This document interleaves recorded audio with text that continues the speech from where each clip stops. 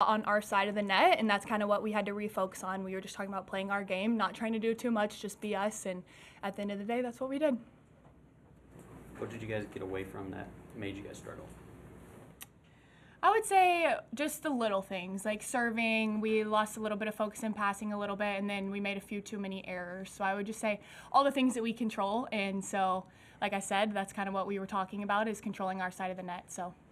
How are you communicating with Harper out there? Because, I mean, they were targeting her like nearly every serve. So what's that communication like, and I guess just talking with her, going through that? Yeah, I think it's just reminding her how good of a player she is, and just I think a big thing for our team is just reminding each of us that like our good is good enough. We don't have to do too much. We're all great players, and I think it was just a lot of reminding her. I mean, I told her, I was like, you do this every single day, just be yourself, play like Harper Murray, and I think that's the biggest thing for her, for sure. How nice is it for you guys to now just face someone other than yourselves and kind of just learn about what this team's about? Yeah, it's definitely fun just because we've been together so much this summer. Being in Brazil, we were together a lot, and then obviously training all summer. It's fun for us to just kind of see how we match up against other teams and be challenged in different ways. I mean, we don't see people outside of ourselves during the summer, so we have no idea what it's going to look like when we play someone else, or maybe someone bigger than us or someone littler than us, whatever it may be. It's kind of fun to be challenged in different ways, and that's allowing us to grow. So it's really cool, and I'm super happy I get to do it with this team. Andy, how much fun is it to run that slide attack, and what do you see, or what are you trying to do when you run that? It's so fun, and Bergen and Kennedy, they dish it every single time. Like, I have to give them credit. I wouldn't be able to run it without them, but what I think about is just high snap. I mean, just hit over the block, hit around the block, and it's, like Coach says, going to score every time. John said yesterday that Bergen has what he called world-class back sets too. I mean, you're a recipient of that. I mean, what does she do to get you the ball in the right position? Just our communication. If I tell Bergen if I need it higher, lower, faster, slower, she's on it, and she knows how to take feedback super well, and I think that's what makes her a really great setter.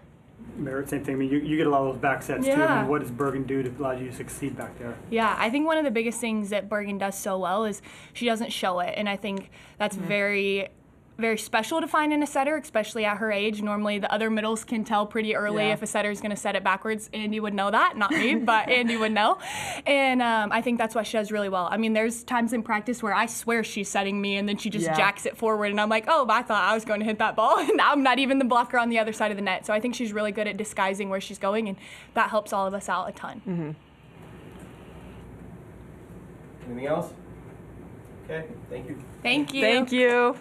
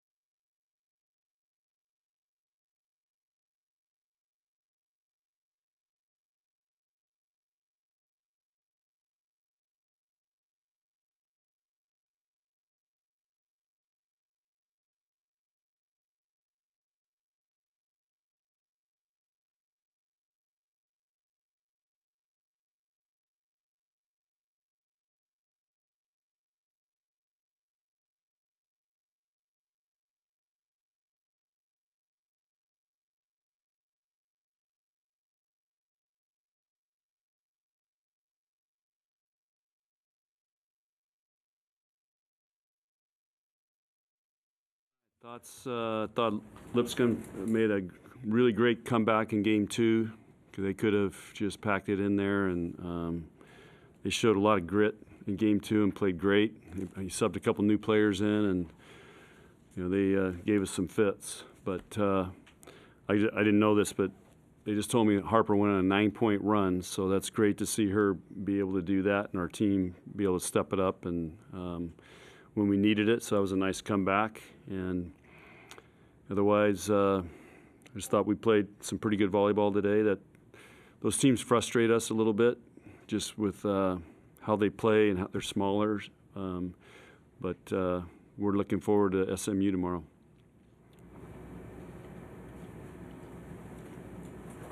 How'd you like the rotation tonight? I just basically it was the same as yesterday. We just subbed in. We put in Andy in a spot and Allie in a spot, and I thought it was. We've been training all those guys to do that, so it was smooth.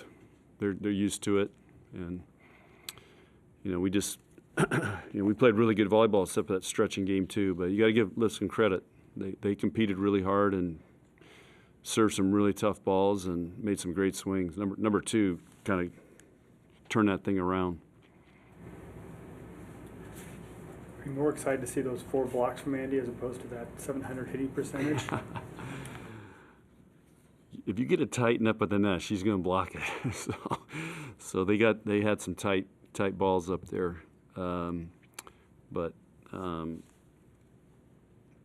yeah, our middles need to kill balls and block balls. So the more they do that, the better. It seemed to be in your second set. I don't know if they were passing or serving better, or just the intensity wasn't there. It didn't match what you were doing the first set. I mean, did that allow Lipscomb to get in a better rhythm offensively? Yeah, well, I think it was that, and then they subbed a couple of new players in, and both those players really, had no fear, and I think it changed their team, and it couldn't be much worse than the first game, and I think we had a natural letdown. So we talked to our team about that. We got that happened in the red-white too, so we've got to learn from that. Got to play every point. What would you have said if Harper served going into this match? Then what do you think how she picked him apart there in the second?